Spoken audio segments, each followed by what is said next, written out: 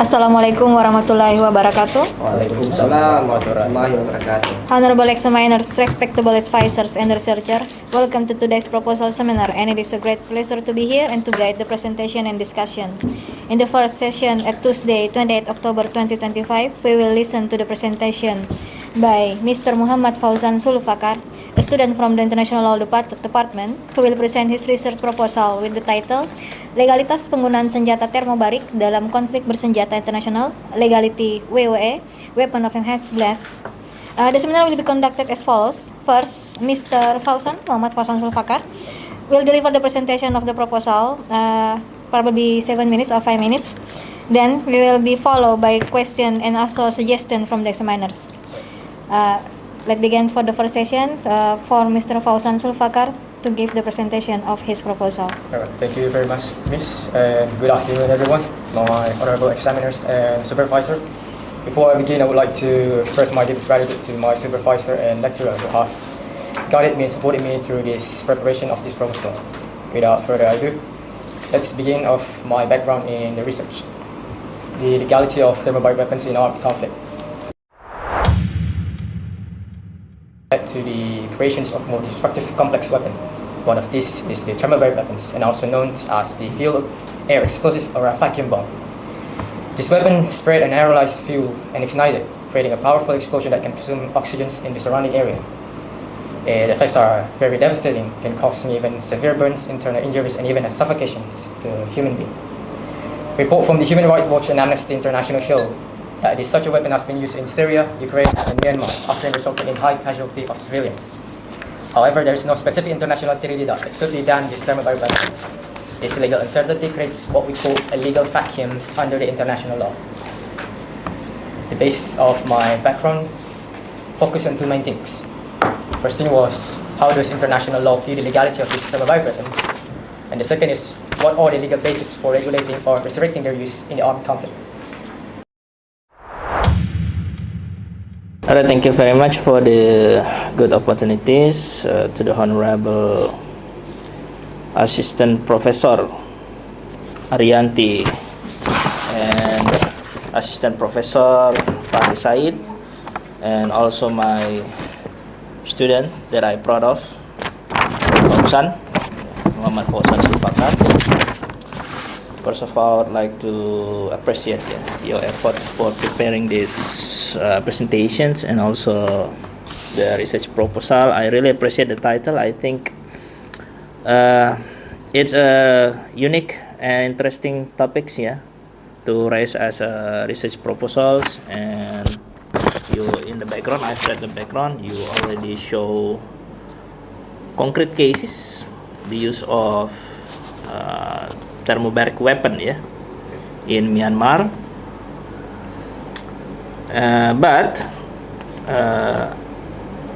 I doubt that I don't know when this case happened. So I think the author should provide some more specific background regarding the case. For example, the reason why the Myanmar government has to use such kind of weapon, that they know it will raise a global or international concern, the controversial weapon, So why? There are no backstory about that. Overall, in the background, I appreciate that every statement has provided and or backup by the relevant research from international and national journals, and that's a good sign. And I also appreciate the quotations of the Surah Al-Baqarah in Holy Quran. I think it's highly relevant because there are a lot of research proposals that I have read. Some of the students quotes the Holy Quran, the rest, but it's not quite much the topics. I think you discuss about the legality of such weapon, whether it's legal or illegal in the perspective of international law. And the second, what is the legal implications if it's being used, especially when when the first conclusion is such weapon is illegal, then what is the implication? Yeah. And I also noticed that on page 7 in the second chapter, in the literature review section, yeah, you write about the international law basis of the thermobaric weapon. Is it the same? Yes. Yes, yeah. Correct, yeah? Yes. I think it should belong to the fourth chapter. It should belong to analysis and discussion, not in literature review section.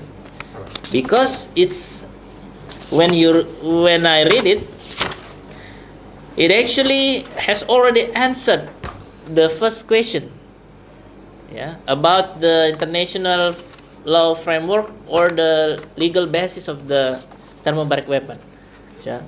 You should not analyze your research question yet in the proposals, but later when you have already done the research. Okay. Yeah. So I think later you can discuss with your supervisor whether it is better to remove, yeah, these sections for the later part of the fourth chapter. Yeah. Honorable Mr. Rizky Ramadhani SIMH and probably to Mr. Muhammad Fauzan Sulfakar. I think we have heard what Mr. Rizky have told you. There is a lot of things to fix this proposal. Yes. Actually, I have same thing about this proposal because seems like you don't read the research guide. The research guide book. Because he doesn't have it yet. Because I see in this just like this proposal, ya, there is no halaman pengesahan, ya, persetujuan pembimbing. There is no in daftar isi. So I think next time you will fix it and don't use the point of your title 1 full stop 1, yeah. Alright. Just use A, big A, yeah. Seems like in tinjauan pustaka and metode penelitian. And the research method, yeah, there is very simple in here. I think there is you need to fix this one too, because actually we need to put this tipe penelitian. What kind of type of research you use in this proposal? There is normative or empirics? No. Normative. Okay. If you use normative, you need to fix this research method because we need to jenis Especially your lecture in law faculty. because if you don't add our book or our journal in your proposal, who will? Right, sir. Who will? Yeah. If our student not add, who will? Yeah. Okay. I think it's enough. Yeah. Thank you for the attention. I will give back to the leader. Thank you. One more addition, please. Yes. You mentioned about the international armed conflict in your title, right? Yes. I think you should also explain it in your literature review. Oh, What okay. is the definition about the international armed conflict? Yeah. Yeah. And maybe humanitarian too. You need Yes, to. also. The humanitarian law. Yes, humanitarian law. You need to. I have give you a book. Okay, sir. Yeah, you can read that book, but it's not mine too. Reference. Yeah, only a reference from each.